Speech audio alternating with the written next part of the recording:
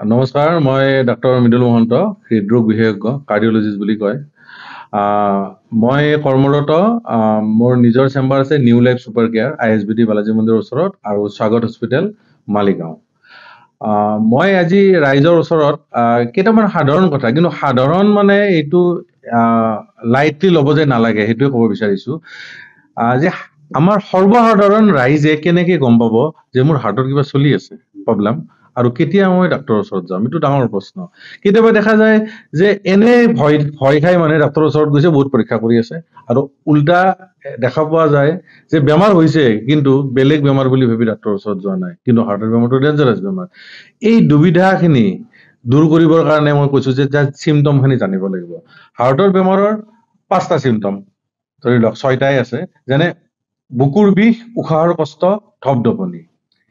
এই 3টা চিমটম, 3টা লক্ষণ আপোনাৰ একে ধৰণৰ। কেনেকুৱা? বুকুৰ বিষটো যদি বুকুৰ মাজত অনুভৱ কৰে, ইয়ালৈ যাব পাৰে, বাওঁফালে কেতিয়াবা যায়। ৰখিলে মানে ৰেষ্টত বিষটো নাথাকে, কিন্তু খোজকাঢ়ি গলে বাঢ়ি যায়।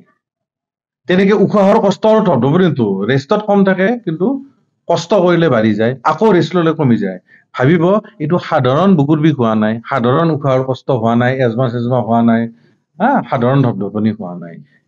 তেতিয়া ডাক্তৰৰ ওচৰত যাব, এটলিষ্ট ECG খন আৰু কিবা বেলেগ পৰীক্ষা যি দিয়ে ডাক্তৰজনে, সেইখিনি কৰিলে আপোনাৰ মানে গম পাব, জীৱন ৰক্ষা পৰিব। তাৰ উপৰিও আছে কি? মূৰ ঘূৰণি। মূৰ ঘূৰণিটোতো হাজাৰটা কাৰণ আছে, কিন্তু হাৰ্টৰ বুলি কেনেকে গম পাব? যেতিয়া হঠাতে শুয়ে আছো, বহিয়ে আছো, বা কিবা কৰি আছো, কোনো কথা নাই বতৰা নাই, আন্ধাৰ দেখিছে, পৰি যাওঁ লাগিছে, সেইটোতো বেলেগ কাৰণ হ'ব পাৰে, কিন্তু হাৰ্টৰ বুলি ভাবিলে তাৰ লোকচান নাই, কাৰণ হাৰ্ট ব্লকৰ এনেকুৱা লক্ষণ হ'ব পাৰে। তাৰে উপৰিও অত্যাধিক ভাগৰ, বেলেগ কোনো কাৰণ নাই, না মোৰ হিমোগ্লোবিন ঠিকে আছে, খোৱা লোৱা ঠিকে আছে, চব আছে, খুব ভাগৰ লাগিছে দেখোন। তেতিয়া সেই ভাগৰটোও যদি মানে খোজ কাঢ়িবই নোৱাৰে, ৰেষ্ট ললে ঠিকে থাকে, ৰেষ্ট ললে কমি যায়, তেনেহলে জানিব যে মোৰ হাৰ্টৰ লক্ষণ হ'ব পাৰে, ডাক্তৰক দেখাব লাগে। আৰু এই যে গোটেইকেইটা লক্ষণ কৈছো, এইখিনি ডাক্তৰৰ ওচৰত যাবৰ কাৰণে আপোনাৰ নিজৰ হাৰ্টৰ প্ৰটেকশ্যনৰ কাৰণেহে মই কৈছো। এইখিনি এনেকুৱা নহয় যে অত্যাধিক চিকিৎসা কৰিব লাগিব। যদি সাধাৰণ পৰীক্ষাত গম পায়, তেনেহলে চিম্পল ECG এটা, এক্সৰে এটা, তাৰপিছত ডাক্তৰে ক'ব যে নেক্সট পৰীক্ষালৈ আগবাঢ়ক, বা আপুনি ৰৈ যাওক, আৰু ইয়াতকে বেছি কৰিব নালাগে। আপোনাৰ হাৰ্টটো নিজে মৰম কৰিলে বেলেগে মৰম কৰিবলৈ সুবিধা পাব। আপুনি নিজে মৰম কৰিলে আকৌ নিজৰ ভাল হ'ব, নিজৰ পৰিয়াল ভাল হ'ব, নিজৰ সমাজ ভাল হ'ব, আৰু গোটেই দেশখন ভাল হ'ব। গতিকে সুস্থ হাৰ্টৰ কাৰণে এটাই মোৰ বাৰ্তা ৰাইজৰ প্ৰতি, যে নিজক মৰম কৰক, নিজৰ হাৰ্টক মৰম কৰক, তেতিয়া নিজৰ হাৰ্ট সুস্থ থাকিব। ধন্যবাদ। সুস্থ হাৰ্ট থাকিবলৈ আমি কি ধৰণৰ জীৱনশৈলী ল'ব লাগিব, কি ধৰণৰ খাদ্য ল'ব লাগিব? খাদ্যটো সদায় আমাৰ মনত লাগে, যে এইটো খাদ্য খাম নাখাম, কিন্তু সাধাৰণতে আমি বেয়া খানাখিনি খোৱা যায়, ভাল খানা এৰা যায়। কিন্তু ভাল খানা বুলি ক'ব লাগিলে একদম সহজ ভাষাত মই ৰাইজৰ আগত সদায় বুজাও, ৰোগীসকলক বুজোৱাৰ দৰে, আমি মানুহ সৰ্বভোজী বুলি কয়, মাংস আৰু তৃণভোজী দুয়োটাই খাওঁ, কিন্তু বেছিকে তৃণভোজী আৰু ফলাহাৰী হ'ব। মানে গৰু ছাগলী বান্দৰে খোৱাৰ দৰে খালে হ'ল, আৰু কমকে মাংসাহাৰী হ'ব। তাৰমানে কুকুৰ মেকুৰী বাঘে খোৱাৰ দৰে কম খাব, গৰু ছাগলী বান্দৰৰ দৰে বেছিকে খাব। হৈ গ'ল, খাদ্যৰ লিষ্ট পায়ে গ'ল আপুনি, হয়নে?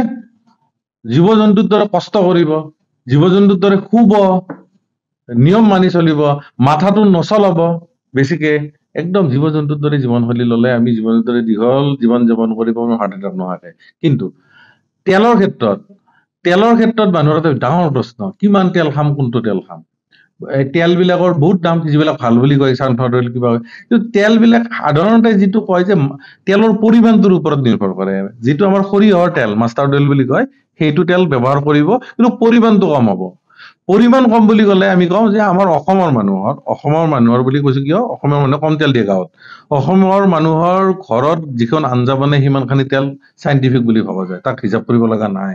ৰেষ্টুৰেণ্টৰ তেলটোৰ পৰিমাণ বাঢ়েই বেছি বুলি কোৱা যায়। পাৰ্টিকুলাৰলি এটা ধৰণৰ তেল এভইড কৰিব, সেইটো হ'ল যিবিলাক তেল গোটা মাৰি থাকে, গৰম কৰিলে পনীয়া হয়, বাটাৰো পৰে, ঘিউ পৰে, তাতে ডালদাও পৰে, এনেকুৱা ধৰণৰ তেল। আৰু ৰিইউজ তেল বাৰে বাৰে যে ব্যৱহাৰ কৰে, যেনে এই যে ৰেষ্টুৰেণ্ট বিলাকত ব্যৱহাৰ কৰে, পেলাই নিদিয়ে, এইবিলাকে বেছি অন্যায় কৰে। আদাৰৱাইজ মিঠাতেল স্বাস্থ্যৰ কাৰণে ভাল।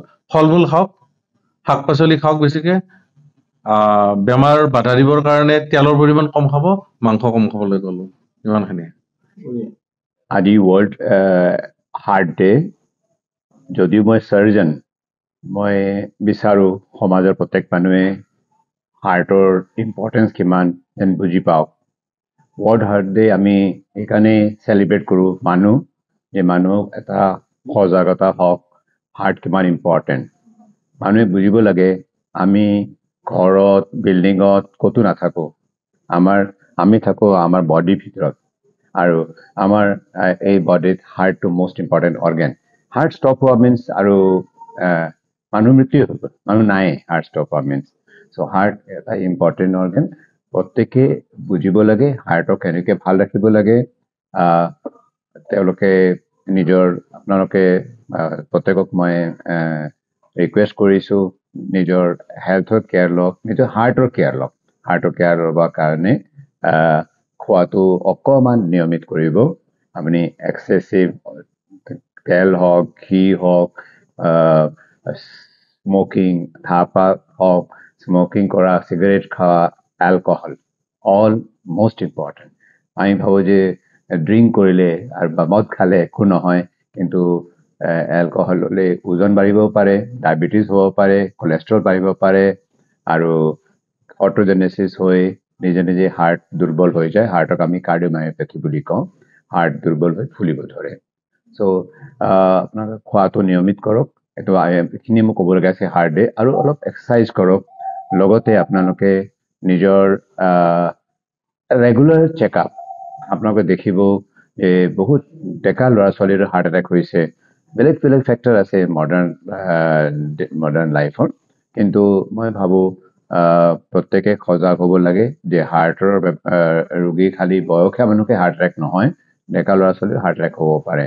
চ' সাৱধানে হওক সেইকাৰণে আজি আমি স্বাগত হস্পিটেলৰ তৰফৰ পৰা এটা বিনামূলীয়া চিকিৎসা এটা কেম্প ৰাখিছোঁ আমাৰ তাত আমি ভাবিছোঁ 100ৰ ওপৰতে ৰোগীয়ে পৰীক্ষা কৰাব চেকআপ কৰাব চ' আমি ফ্ৰী ECG ফ্ৰী ইক' গোটেই ফ্ৰী ডক্টৰৰ চেকআপ আমাক 2-3 cardiologist doctor Mridul Mahanta doctor Gunjit Talukdar তেখেতসকলে চব ৰোগীক এটেণ্ড কৰি আছে ময়ো আছোঁ লগতে মই ছুপাৰভাইজ কৰি আছোঁ চ' আমি সেই হিচাপে প্ৰত্যেক বছৰে কৰোঁ world heart day free camp কৰোঁ আৰু মাজে আমি কৰোঁ আমি ভাবোঁ যে এটা আমাৰ ডিউটি প্ৰত্যেকে ৰোগীয়ে এইটো বেনিফিট ল'ব লাগে যেতিয়া আমি এনাউন্স কৰোঁ যদি ফ্ৰী কেম্প নহয় তেতিয়াও আপোনালোকে ৰেগুলাৰ চেকআপ কৰাটো অতি